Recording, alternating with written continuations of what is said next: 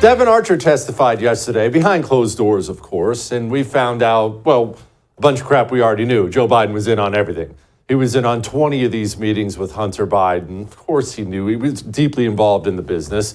Burisma, that company that paid Hunter Biden absurd amounts of money to do nothing, they would have gone out of business without the Bidens, and Hunter Biden was pressured to get that Ukrainian prosecutor fired, and lo and behold, that prosecutor was fired. Amazing how many coincidences there are out there. Joining me now, my friend Liz Wheeler of The Great Liz Wheeler Show. And now, well, I guess she was already a world-famous author, but now even more world-famous because her new book is out called Hide Your Children. Highly recommend it. Liz, we'll get to the book in a moment. Okay, Devon Archer exposed things that you already knew, your audience already knew. Question is, what are Republicans going to do about it?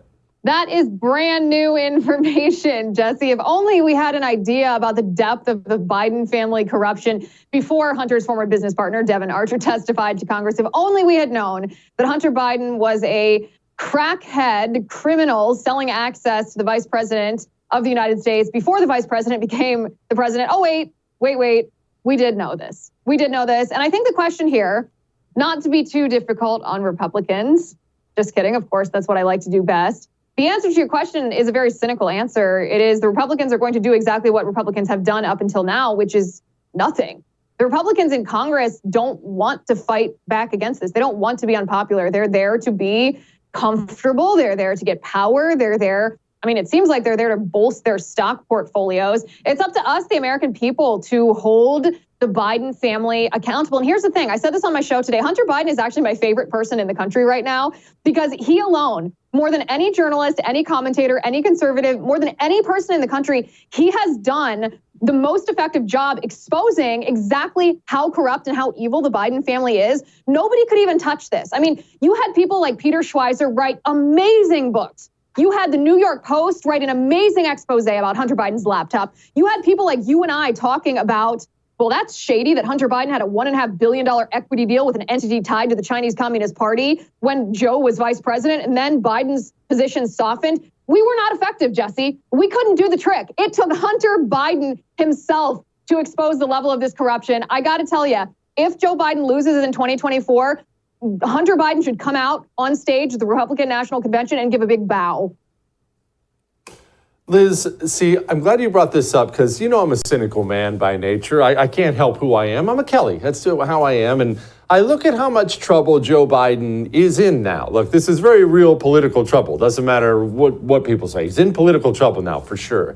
And I can't help but think to myself, Liz, that Republicans aren't capable of that. Democrats are capable of that. It feels to me like this is a Democrat push to dump old Papa Joe so they can bring in that slicked up Antichrist Gavin Newsom.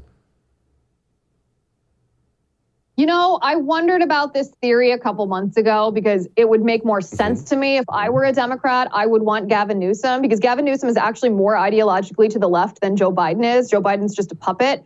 If I were a Democrat, I would want someone younger and more dogmatic about views than Joe Biden. I don't think that this theory holds water, though. The way the Democrats are reacting to the Hunter Biden corruption tells me that they're perfectly satisfied using Joe Biden as a puppet. You listen to the one Democrat that sits in the House Oversight Committee, talked to the press after this closed-door interview with Devon Archer yesterday, and he was in charge. It was so obvious. He was in charge of changing the Democrats' narrative. Instead of Joe Biden's denial that I had nothing to do with Hunter Biden's business, I'd never talked to my son about any of his business dealings, all of a sudden, this Congressman Goldman was saying, well, what do you expect? A father not to say hello to his son's friends on a phone call? That would be awfully rude. And I'm like, first of all, your son is not at a T-ball game. Your son is a 50-year-old crackhead dealing with internationally evil people here. And that's all that needs to happen in an influence peddling operation is for Hunter Biden to prove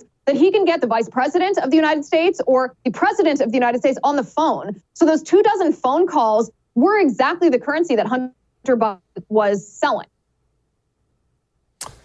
Okay, that brings me to a question I didn't even want to ask. I can't wait to get to your book because I don't even want to talk about this, but we're going to talk about this.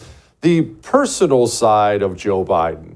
Joe Biden, everyone has seen it by now. There's a shocking amount of video out there of Joe Biden acting in ways around children that make it look like Joe Biden has a pedophilia problem. Sorry if that offends you. It is what it is. You don't touch kids like that, sniff them, nuzzle them, grab them. It would never occur to me to come within 5 feet of someone else's kids. He can't help himself, like he's got a new box of chocolates. And there was always this video, this rumor about a diary. Project Veritas is trying to confirm a diary, confirm that it was Ashley Biden's, because in that diary, Ashley Biden talks about some really horrific things that her father did to her. And this is Ashley Biden. Well, here's what she had to say.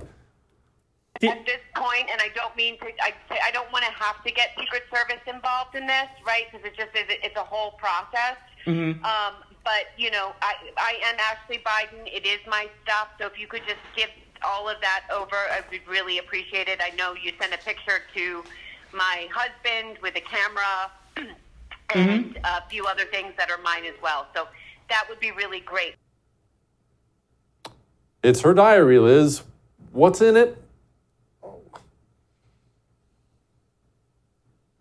Something that the Bidens desperately don't want you and I to know about. I mean, the reaction from the Biden administration to this disclosure of Ashley Biden's diary is one of the most shocking things that's happened during the entire Biden administration. So the backstory of this, very quickly, is that Ashley Biden was renting a house or staying in a rented house in Florida, left behind carry-on luggage, which included a diary. Obviously, the owner of the house, the landlady, looked at what was in this bag to see whose it was so she could return it. When she realized it was Ashley Biden's diary, she called the Project Veritas tip line and said, hey, I have Ashley Biden's diary, and there's some pretty shocking stuff in this. So Project Veritas, being the journalists that they are, the credible journalists that they are, did their due diligence and tried to verify that this was Ashley Biden's diary, in fact, and not a fraud, not some trick that was being played on them. Ashley Biden confirmed that this was her diary and accused Project Veritas, or Project Veritas was accused of stealing it. Now, of course, they did not steal it. It was given to them on their tip line. Project Veritas decided not to publish this. They decided to return it to law enforcement, which is incredibly a thing of integrity to do. I mean, I personally wish that they had released it. I want to see what's in this. But what happened afterward is 3 Project Veritas journalists were raided by the FBI. I'm talking pre-dawn, banging on the door, going through all your stuff, confiscating your phones and your laptops. Jesse, to this day, these former Project Veritas employees are under investigation by the federal government. They've had their Microsoft accounts, their Google accounts, their Apple accounts subpoenaed by the federal government, and the federal government put a gag order on these big tech companies so that these former journalists didn't even know that they were being snooped on by the federal government. A judge has yet to rule on whether the federal government's allowed to crack into their phones and other devices. For what? Because they listened to a voicemail on their tip line, and this woman said, hey, I found Ashley Biden's diary. Whatever is in that, let me tell you, would change the outcome of the 2024 election. Yeah, there's only one reason you would send the checker to the door of a journalist who possesses a diary that makes you look bad. You would only do that if it was all true when you were scared of it coming out. All right, Liz. Now, something else is true. 100%. I'm a world famous author. And you are now going to follow in my footsteps, even though you absolutely have already published a book. But I just want to pretend like you came after me so I can be first. Well, this is factually inaccurate, and I can tell you why. I have held this status for the past 5 years of a nationally best-selling author. I believe I taught you everything that you know. I think there's video evidence of this. During the live signing event, I taught you exactly, how to become a best-selling author, including how to pose in that photograph to look like a hybrid of Sherlock Holmes and I don't know, the Giant and Jack and the Beanstalk. My new book is out in 7 weeks. I can't believe it. So let me tell you this. It is one of my pet peeves, Jesse, when people announce a book and I'm so excited about it. I'm like, yes, this is awesome. I can't wait to read this. And then I go to Amazon or Barnes & Noble or wherever I'm buying my books, and it's not out until next year. So I kept my book a secret so as not to do this to people until just a couple weeks ago. And it's coming out September 26th. So go to hideyourchildrenbook.com, pre-order this book now. It'll be in your mailbox in just a couple weeks. I'm incredibly proud of this book. but especially the second half of the book. I'm even more proud of the second half of the book than the first half. Why the second half, Liz? What gems of wisdom are in there? So the way that I structured this book is, one of the things I say on my show all the time is, if we refuse to acknowledge the reality of the political enemy that we face, then we won't fight well against that enemy and we won't win.